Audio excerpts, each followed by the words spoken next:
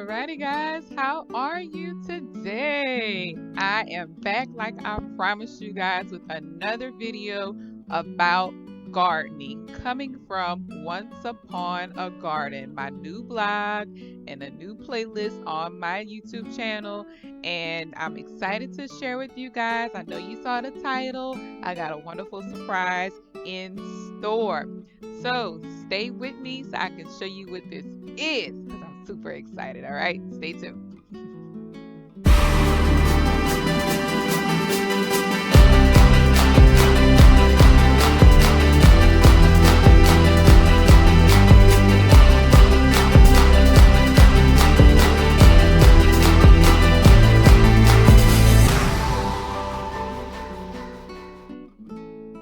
Alrighty, guys, so like I said, I have a wonderful surprise, but I'm gonna save that till the end of the video because it is the most exciting thing ever when you're planning and prepping for your garden. So right now, I've done the planning. You saw the video for it. Link is posted below, and you'll see a link for it at the end of this video. But in this particular video, I wanted to show you guys the seeds that I am going to plant this fall. So the planting is done. Now it is time to prep and get everything ready so it can be prepared to go in the ground in a couple of weeks from now. So, of course, we learned in my other video that the first thing you do is check for your first fall frost date. So here where I live, my first fall frost date is November 17th. I was like, whoo, that's around the corner. When you think about how fast time is going and how fast things are speeding up, November 17th will come quickly.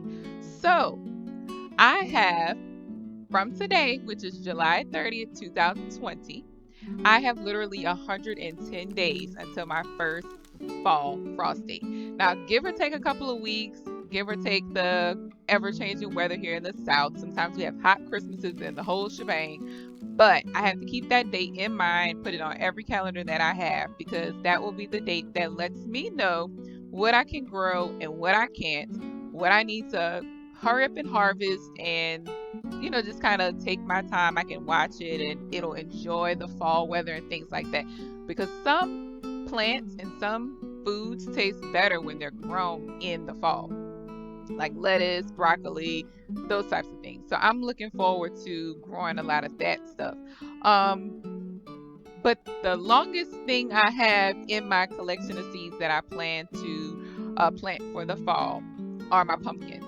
And I bought a fall rainbow blend set of pumpkins, and I have a small sugar pumpkin. And then I bought, I think I bought another group of seedlings. So they already were pretty much had a lot of leafing going on, and I just planted those directly in the soil in my little pool out back, my aerated pool. I wanted to try it out and see how it works and things like that. So they're doing pretty good. I'm gonna have to put a couple of pictures up and show you guys. But first things first, I wanted to show you guys the seeds I will plant. Now, you're gonna look at this and say, that's a lot of stuff to plant. But remember, in my other video, I said I'm going to pull a lot of stuff out. I have decided to hold on to my watermelon. I was going to pull them. I still am. I'm going to pull one of them. I'm not going to pull both. The one that's continuing to grow the watermelon that's on it, I'm going to leave that one and fertilize it. So maybe it can pop out a few more. Because the actual date to plant it and get it started is on the 1st of August 1st, according to the Louisiana growing guide.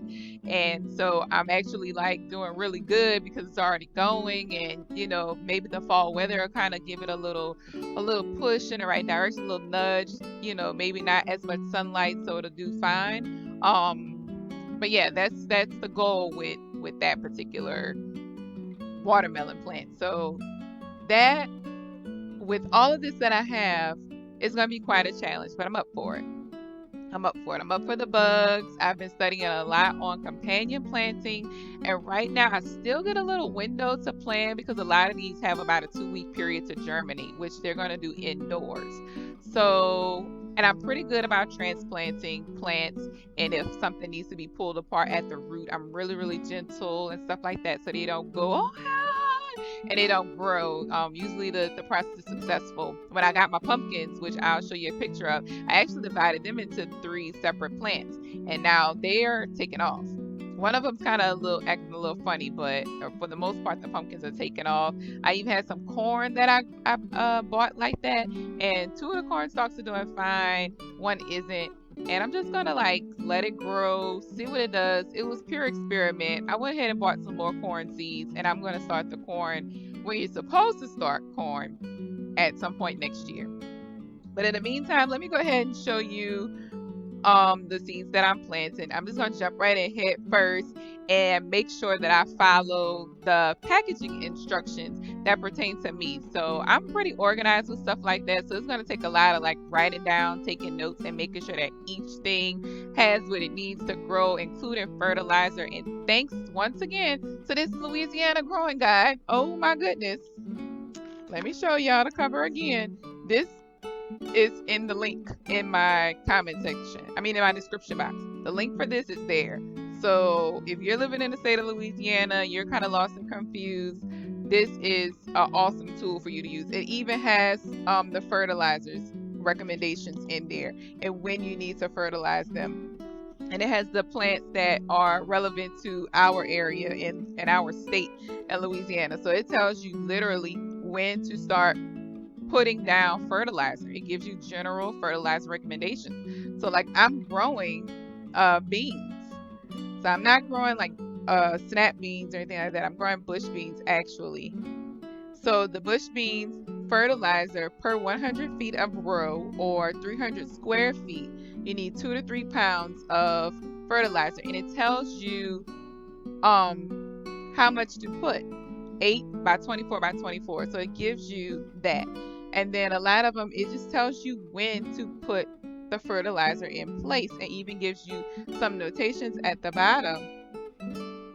And you need the equivalents of nitrogen, phosphate, and potash.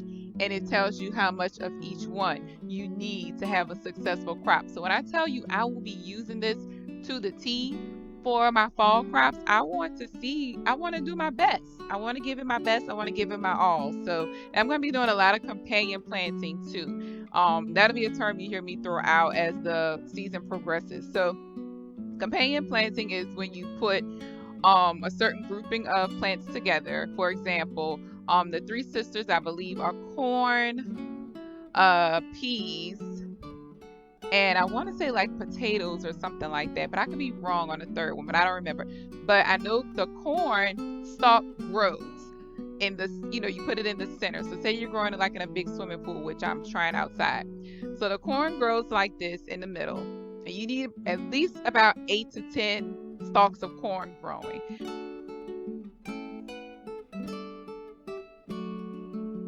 You put the corn out there first so it can kind of get off the ground, because beans and peas, they grow really, really fast. So you take your beans or your peas and you plant them around the outside of the corn. I got a bush variety of peas and a pole variety of peas. They use the stalks of the corn as their trellis. So now you have like a free trellis. Now I suggest, of course, still putting trellises amongst the corn just to give it some more stability, but that's what that is. And then you plant the other crop around it. Like right now I have the corn in the middle and I have the pumpkins growing around the edges. And if I were to plant the peas or beans around it, it'll trellis up the corn, and then the leaves of the pumpkins, when they grow really big, they'll shade the soil. So it'll keep the soil cool, it'll keep it dry, if necessary. And then the all of the nutrients like nitrogen and things like that are pulled in from the corn, from the beans, from the peas, and it kind of just recycles through. And then on the outside, you can plant something like marigolds or sunflowers, where they'll bring the pollinators but also protect it from any other insects or pests that will come. So that's my goal, is to prevent and ward off a lot of pests, to remove a lot of unhealthy pests from my garden, and promote good pests and promote good insects to pollinate and continue to provide what is needed for my soil production mainly. So I'm going to go ahead and stop rambling and show you guys all my seeds. You didn't come here to hear me talk about all that. So here's my first set. I'm doing Swiss chard. The Swiss chard actually, I'm gonna put it on this side. The Swiss chard germinates in 7 to 10 days, and I get to harvest it in 30 to 60 days. I'm planting this because of the 30 to 60 day harvest period, because I want to get the Swiss chard right away, get it out of the way, pull it out of the ground, and start planting the next thing, which I'm not sure what that will be, but that's what I want to do. Next to the Swiss chard, well, not directly next to the Swiss chard, but I have lettuce, iceberg lettuce. So I was waiting on my other lettuce to come in, but it's taking forever. So this iceberg lettuce takes between 65 and 85 days. So right around the time where my Swiss chard is growing up, well, up, my iceberg lettuce, I'll most likely plant it around the Swiss chard, and that'll give this time to kind of succession plant. So while I'm harvesting Swiss chard, like a couple of days later, I'll be able to harvest parts of the lettuce. And I'm not going to pull the lettuce completely out. I'm going to enjoy the outside leaves and bring the outside leaves in. That way it can continue to just grow from the outside. Now, there are a lot of bugs that like lettuce, so I got to be prepared for that. So one of the ways that I'm doing that is with radishes.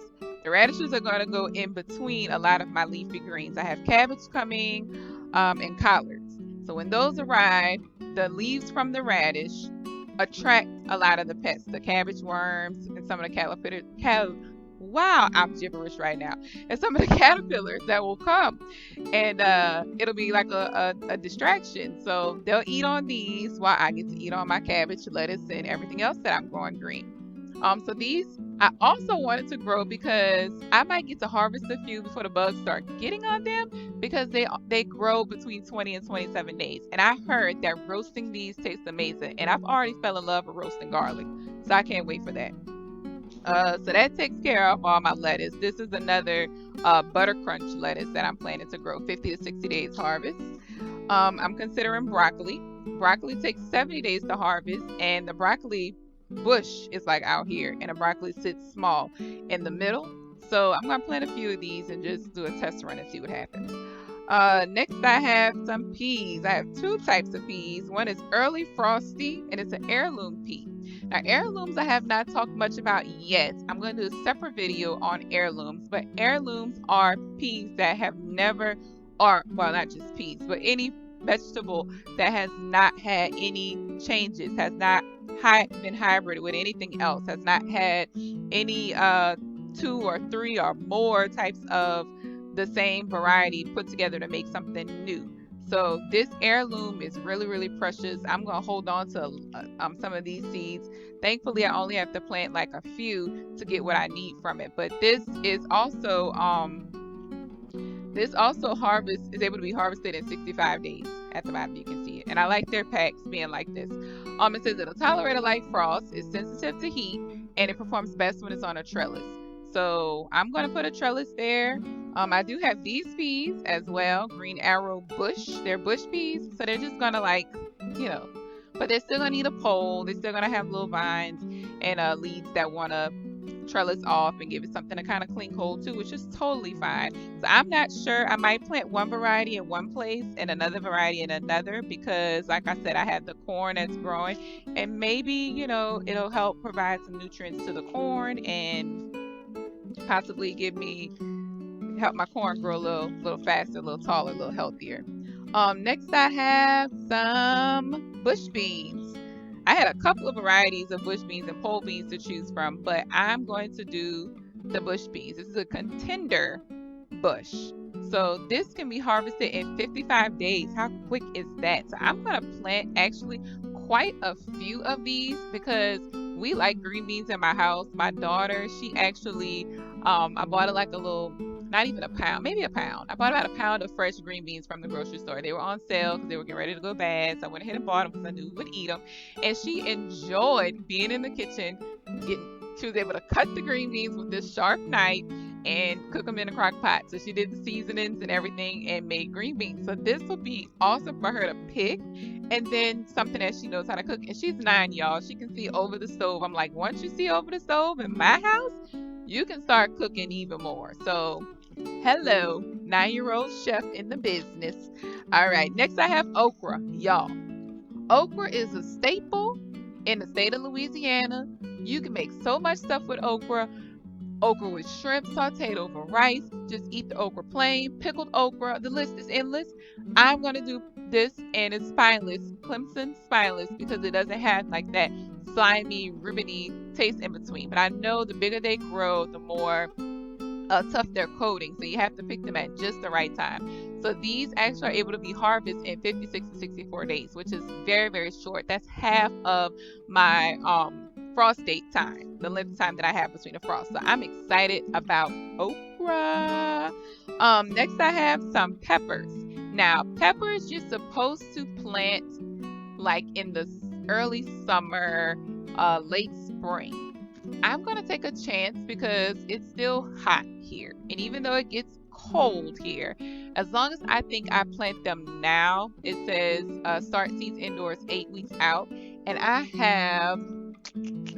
didn't really look to see how long 110 days is from this, but this is just an experiment, because I know I'm not supposed to be planting this right now, but you get so many different varieties that I'm going to take a chance, even if only like a few grow. I'm happy with that, especially since I have to throw out my bell pepper plant because I got sick. Yeah, mic drop for that. All right, few more to go. Tomato. One's an heirloom. We know about heirlooms now, and the other one is not. So one is just so easy to see, easy to handle, little grape tomatoes, and they have a tendency to grow and I'm not gonna say quickly, but you get more for your money, I guess. So these are 80 days to harvest, which is just like 20 days shy of approximately the frost. And then this one is about 82 days to harvest. So these will be slightly bigger and they're a little purpley, so it's something different flavor. And they say tomatoes cannot tolerate frost. So I have to plant these ASAP. It'll be a test run. I'm not supposed to be planting these at this moment, but I know with the way my house is set up, I get a lot of sunlight throughout my home. I can do these inside if I need to. I already have a tomato plant that's actually growing inside right now, and I can't wait to see what it produces. So these will be something I do, and probably will put them in a pot so I can bring them inside. Lastly, we're almost there. We're almost to the end. I have 2 types of carrots. I have the regular Danvers half-long carrots, and I have the rainbow carrots, which I'm really excited about. And I might only plant these. If I do decide to plant these as well, it'll be succession planting. Like I'll plant these, and then maybe a week later, come behind and fill some spots with these. But I won't plant a lot of carrots. I only want to harvest them like one time and then store some in the freezer. Next, I have my pumpkins. Like I said, I already have 3 pumpkin plants outside in my little aerated pool, but these I want to plant as well. I want to get these going, get these started, and see if I can get a couple more pumpkins, especially these little cutie pies. I love them, so I'm hoping because of the variety in size that I can get a few, because they say between 60 and 110 days, I might be able to get a few out of this. Basil, of course, I need in my garden. I love basil, have fallen in love. Basil has become a staple, just like okra in the Louisiana household. So basil only takes like 5 to 10 days to germinate. You can start eating the leaves almost right away. The bigger they are and the longer they're out, especially in the sunlight, the stronger and more bitter the taste becomes, but it's still really, really good. And I think I'm gonna let some seed out before the first frost, so I can go ahead and just keep maintaining my seed collection. Last but not least, I have a mix of fall flowers. All 4 of these I plan to plant. Because I want the pollinators to come. I also want to protect my garden from any pests that I don't want. And I want some pretty fall crops, which is why I have this selection at the end. So these are going to get dropped all over the garden that I have in my front yard. And these sunflowers are going to go in pots because I don't want them to affect the soil in any type of negative way. So a lot of these, let's see, the annual cut flowers, if these grow, because I've had these seeds for a while, It takes 5 to 20 days to germinate, so not long at all. Sunflowers 10 to 14 days to germinate, and they'll reach about 5 to 6 feet tall. So I have these, 75 to 90 days on these, so that's probably the rough average for the other ones as well.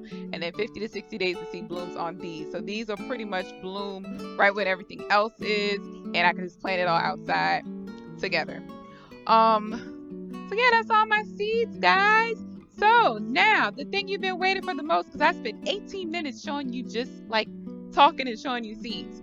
So here we are. Last but not least, it is time for the unboxing of where these seeds are going to be planted. Now, I'm not taking these seeds and just throwing them in the ground. I could in the next few days, but I am not. I have a lot of cleaning to do outside. I have a lot of fixing to do with the soil, and I want to make sure the soil is done right. I don't want to mess up. I don't, and I mean, okay, I take that back. I know I'm gonna mess up. I'm not perfect, but I don't want to screw it up when I got all these precious veggies in my possession that God is trusting me with. So here's my box from Amazon. Yes, it's time for the unboxing so I can show you how I'm going to grow my babies. I'm so excited. Now, when I did a little bit of research, they had a guy, he frowned upon these. And because he frowned upon them mostly because he was promoting some of the things that he was using to make his seed growing easier. But I'm like, I don't have that kind of money to do that kind of stuff right now. That's the goal, especially if y'all, come together and support a sister. Compost. Aha. So here it is, this big box. The company that it shipped from is called May, and yes, it's from China, but it's in America. I take that back. You know how the girls that are buying up the clothes and makeup and all that stuff, so they reach out to somebody overseas. So imagine like the company would be like a third party. So China makes it. China sends it to Suzette, and Suzette's like, I'm selling stuff on Amazon. So Suzette sells these, and then I buy them, and that's how I got these bad boys. So I unraveled it. There's the paper. Recycle that. I'll try. And here they are. All my little growing containers. Look how cute. I'm so excited. So excited. So each of these trays has 72 openings. At the bottom, they have holes for drainage, which is awesome. And they have 10 to a pack. So I have 720 holders for seeds, or spaces, I should say, for seeds. So I don't even think I'm going to need all of that. I'm considering growing quite a few and like selling them at a farmer's market to help somebody else get started, maybe planting indoors or something, and giving a few away to my grandmother-in-law, who I love, and my mother-in-law, maybe my sisters and my sister-in-law, to help them get started on something small inside their house. But I mean, this is a lot. And I mean, some people go through these in no time because they have huge gardens. Y'all know my garden is not that big. And even when I do expand it, which is what I plan to do for these, it still won't, this will still be plenty enough for me for the backyard. So like I said, the company is called Ayume. I'm going to put a link in the description box to this. And like I said, you get 10 of these, 72 spaces in them. They already have the holes at the bottom. Now, the issue comes in with, I'll show you. This is all you get. The goal is for you to spend more money, of course. So the money that you will spend will be on the tray that holds this and the lid that comes. So I'm assuming, I think I came across the picture of it, but the tray that holds this and collects the water, and the lid that covers it so gnats and little nasty bugs don't get all over, especially since I'm growing these in my house. That's one of my concerns, is the little gnats trying to get on these from outside. So I really do want to cover them. But I try to be a little smarter, work smarter, not harder. And I bought something that I think might work. So hold on a second.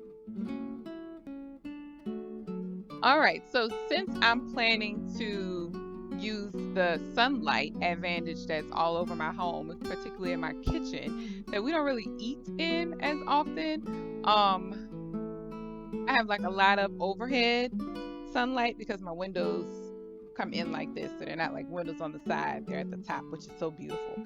So all the sunlight's coming in from the top, coming in through the back door, everything. And so I'm able to grow inside like a greenhouse.